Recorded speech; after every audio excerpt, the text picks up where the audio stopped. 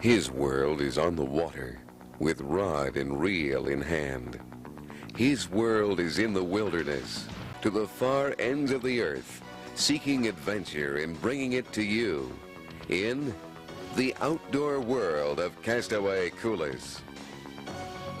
Joe Castaway Coolers, a world-class outdoorsman, will take you from Africa to the Arctic, into the world of fishing, hunting, travel, and excitement.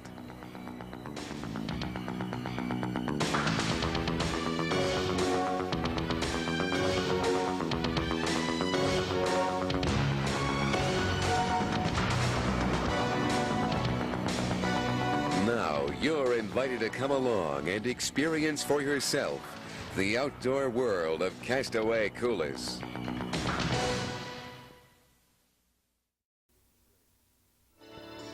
This is North Pacific Springs, a first-class floating lodge in British Columbia. On this day, we'll be fishing with Martin Paish, jigging the deep waters of Kingcome Inlet.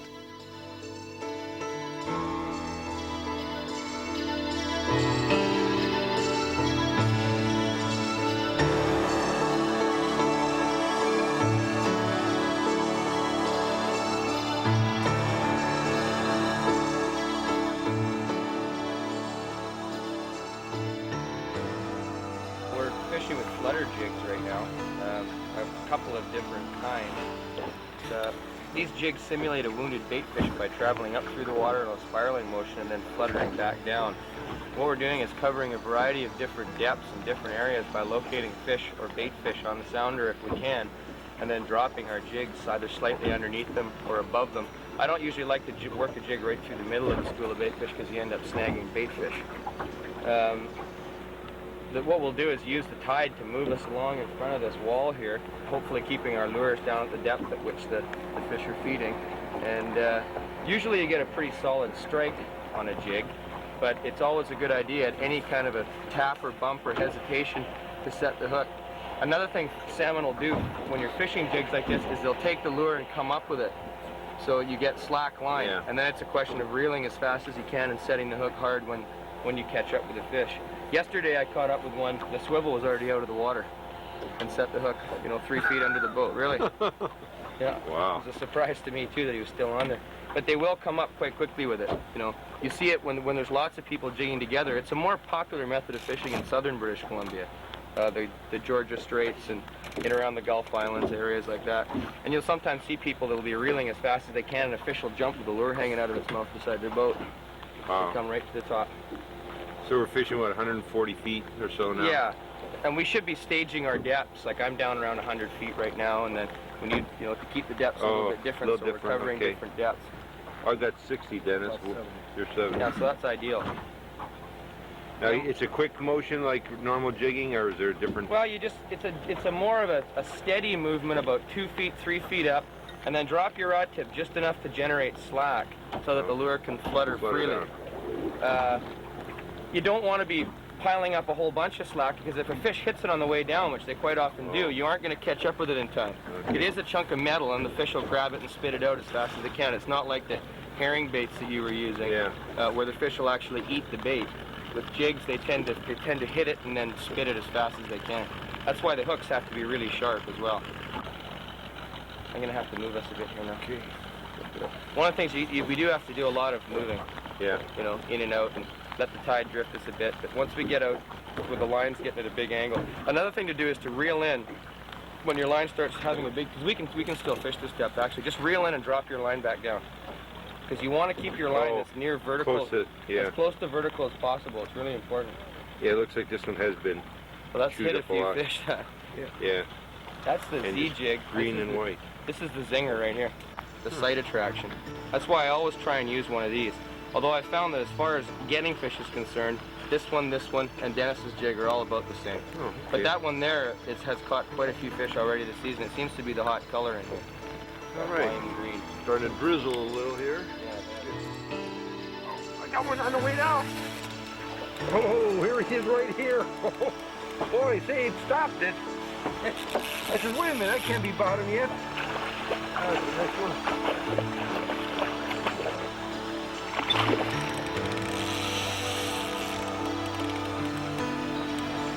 don't you just grab this one? Mark will let this little one go. Okay.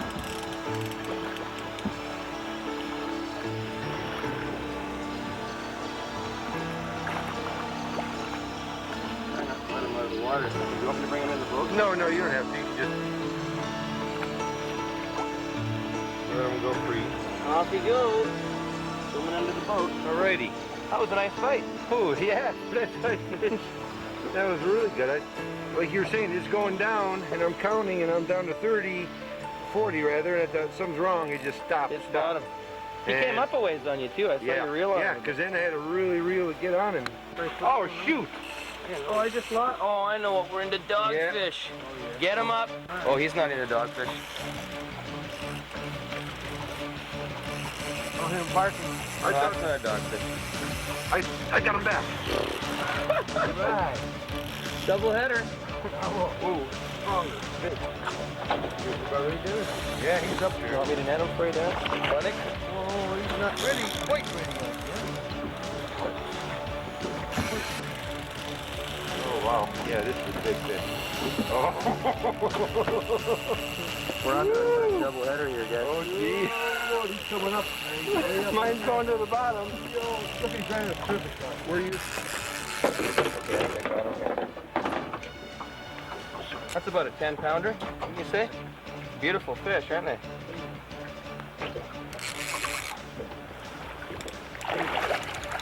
No problem with him swimming away. Oh, I'm glad you enjoyed it. Have you had a look at yours yet?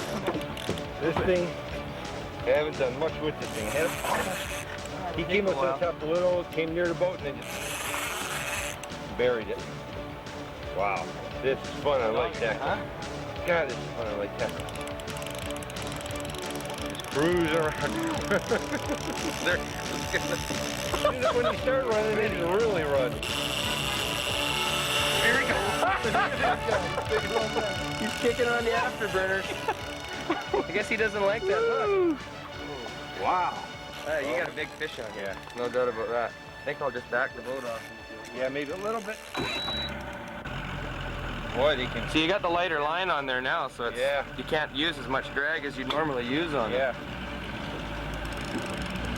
Wow. Well, just a standoff, huh? Yeah. It'll take a while. He's a good-sized fish to look at.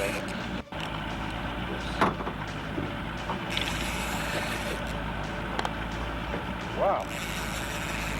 You had a little bit of line out on you there. Here he comes.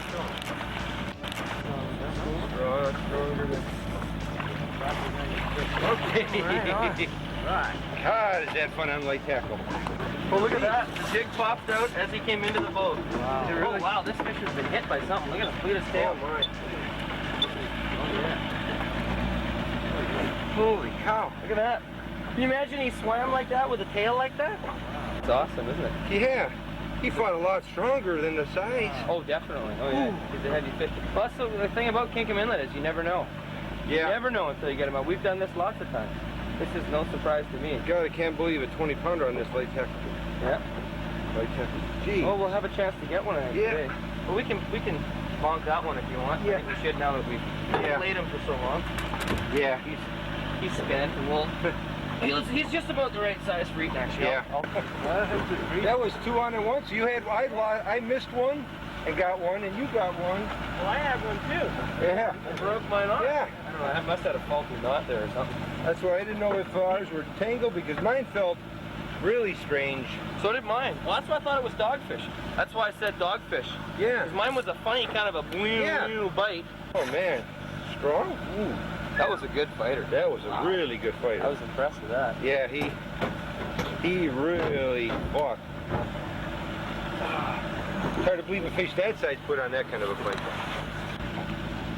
It's brightening up a little bit. Maybe it'll be nice this afternoon, yeah. Maybe. Okay, I'll just lift up here. That jigging can be fun. Yeah.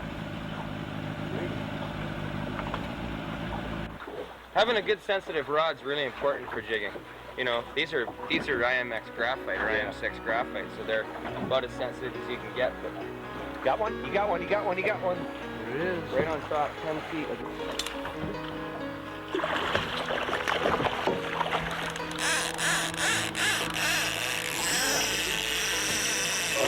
up. Oh no, he's still pretty green.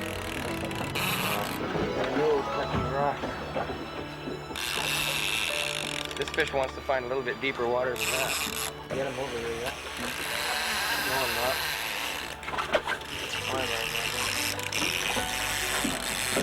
Ooh, black one.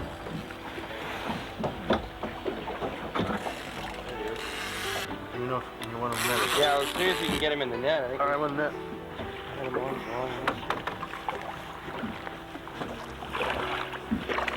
Boy, they're sure strong. Yeah. There's no horsing them in. No doubt about that. Ooh, look at this guy. That's a beauty, isn't it? It really is. A lot hard for me. But 10 feet of water. So far today we've hit fish at 60, 70. I hit one at 80 and that one at 10. That's a good, that's a nice little salmon, that one. Yeah. That's exactly the kind of size I like to take home. Eat. Well, we're a little bit close to shore here, I think. Yeah. See, I think this is a spot where with buzz bombs and jigs, the guy could probably cast from shore and catch salmon right fish. here. So long as you had climbing pitons to hang onto the rocks. There's a nice one. Good going. That was a lot of fun to play him. Yeah.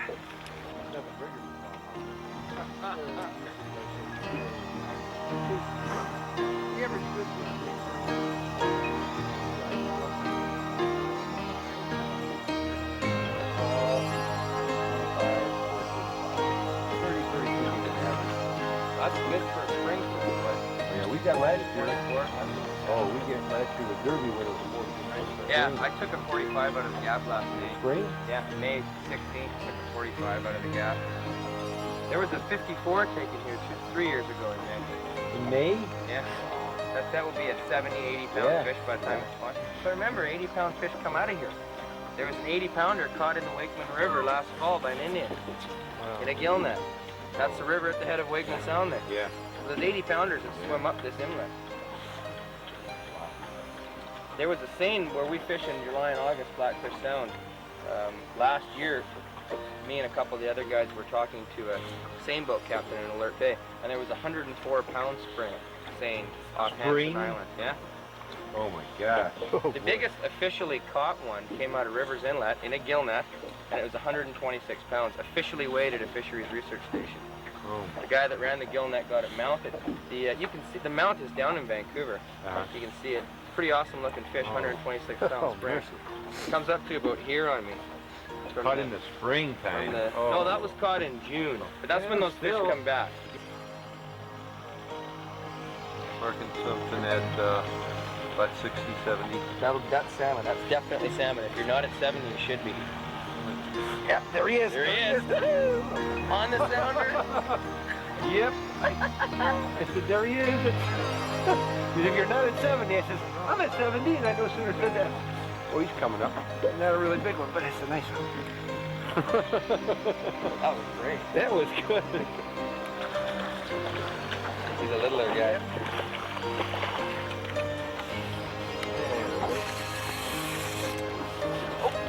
Oh, he got one. He got one too. No, Dennis. Triple header. Triple. Oh, mine got off. Funny. Mine pulled up. Keep it down. You got off? Mine pulled up. Okay, get back on. Mine's back again. Oh, we're on a school. We're on a school. Oh man, mine got off. Yours got off, Dennis, and I got another. Oh man. Fun. This is what you call action. Another Dennis? No, not yet. You put it, Dennis. There. I'm working on them. Wow. Oh. Come on, Dennis. They're still down there. Oh, boy. That was fantastic. Yeah, that was great. We had 4 on. Because we had 4. Because we actually had 4 on. The other side of the boat around. Mine wants to do the same thing. Well, I hit mine coming up. Hit mine right close to the surface again. Because I had him coming, he got off. I lowered it right back down to 70 right now, and I mean, it wasn't there a second. Oh, hey, this is a pretty good That's fish. a nice fish. Yeah. You might want to get the net out, Dennis. Whoa, listen to this guy. Go. We won't net this one if we want to avoid it. Okay. If you're ready to net it, Dennis. I'm ready when you're ready. Okay, right here. To the left a little bit. Dennis, watch that. Oh, that's a beauty. Here, come up. So he's got. I can't see anything, Dennis. Holy cow. Jeez. Tell you what, Dennis. He ain't ready yet. You want to trade fish? Actually, no, I'll release this puppy right now. Wow. You know when you're ready. Man, I really was kind of horsing this because I thought he was a small one, because the first one kind of was. I forgot that this was the second fish. There's this one. Okay, Dennis, you ready? I'm ready with this one. Oop, he ain't ready. You want me to? Okay, Dennis. Careful. Good man. Okay. Nice. The first one was... Adam, that was a quadruple header. Right. 4 on it. We had 3 on. Joe lost his. Dropped it back down. Nailed another one right away. Then Dennis lost his, and I just landed mine. A quad. Whew. That's a keeper. Yeah. Yeah, nice. Yeah. Pliers on that rope, Joe.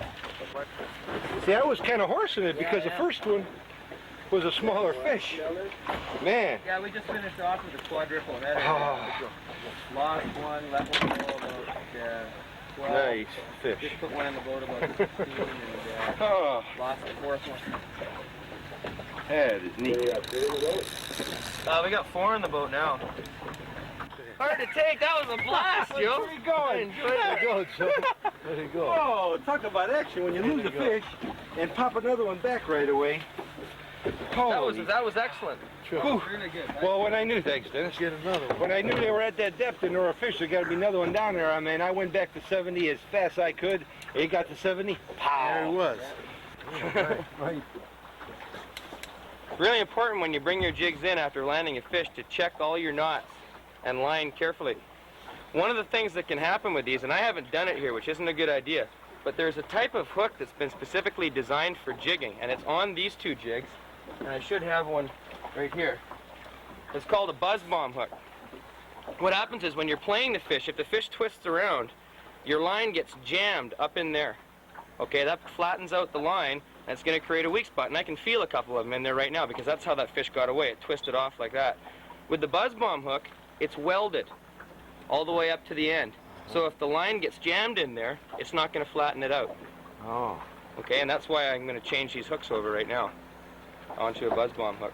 It's one thing to check. If you don't have that type of hook on a jig that you buy, it's a good idea to get them and put them on because it'll save you fish in the long run.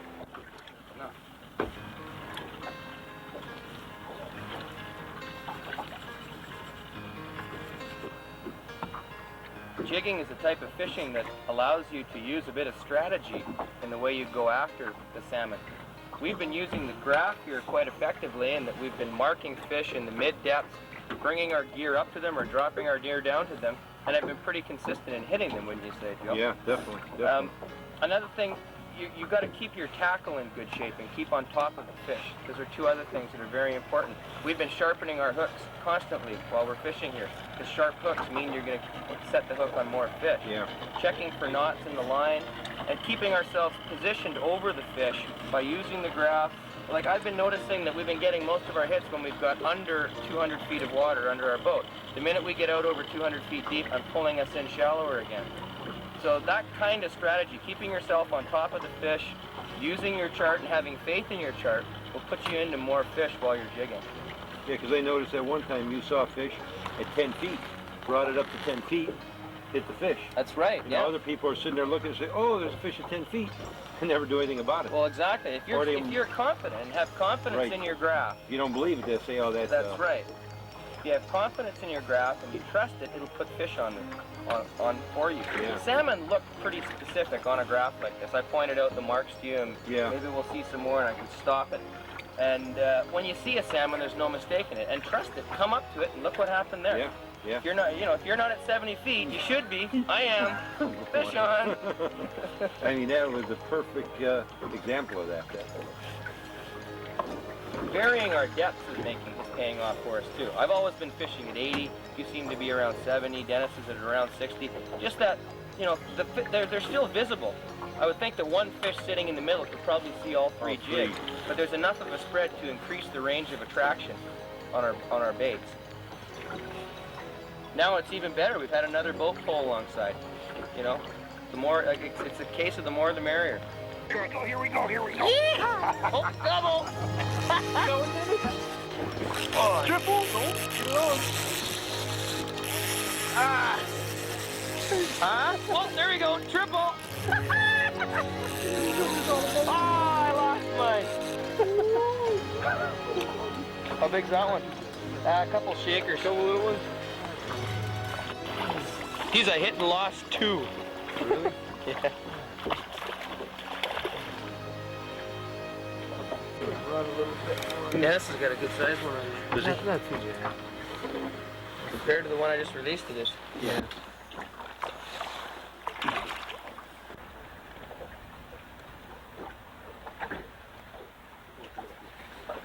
Good run, Dennis. Hey, right on. Thank you, thank you. Good stuff. Thank you. That doesn't look like it's too small. Well, Real they've good been spiders today. scrapping like heck all morning. Just deadly. There we go. BC King Salmon. Nice fish. That's what they've been about averaging here this morning. Oh, that's Good action. Doggone good action.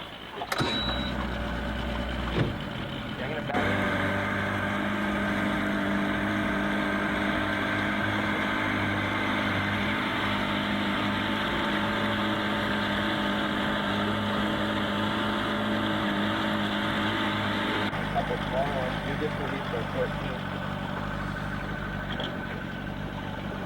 No big bite happening right now. Crab is on the menu daily here at the lodge, and the boat is coming in now with today's catch.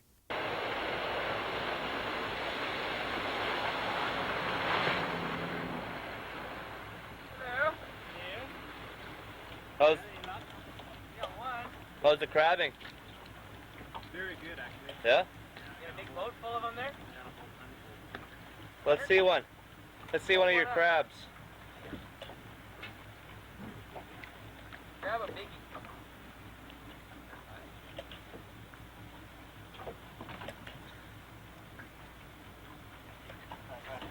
Whoa! Wow. There's a lunker. Put your hand in there with your eyes closed and see what happens. I think I know what'll happen. 4 fingers.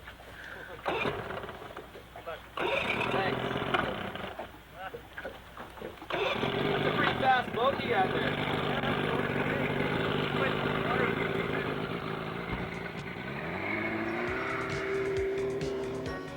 Operating the camera boat is Larry, and during the filming, he dropped a line in with some exciting results. Whoa! Go. Now the camera is on Larry. Steamer.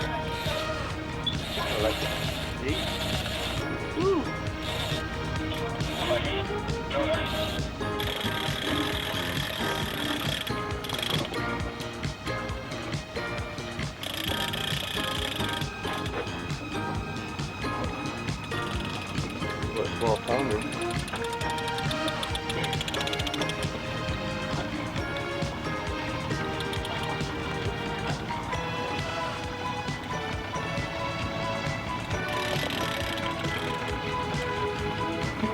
Just swimming around the boat. There you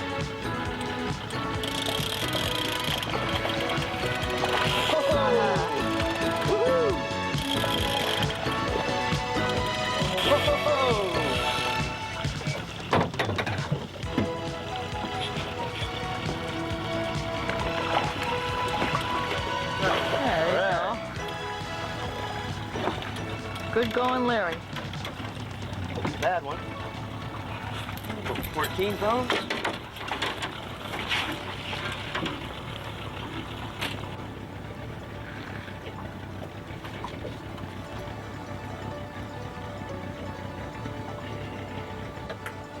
Sure nice and sober, aren't they? Uh-huh.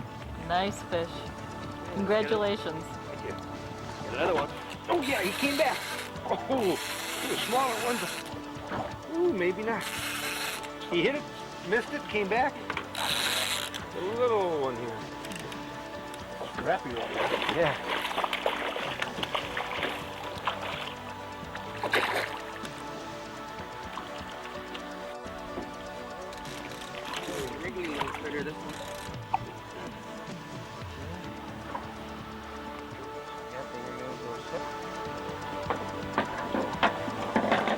probably still pretty frisky, this one, from the feeling.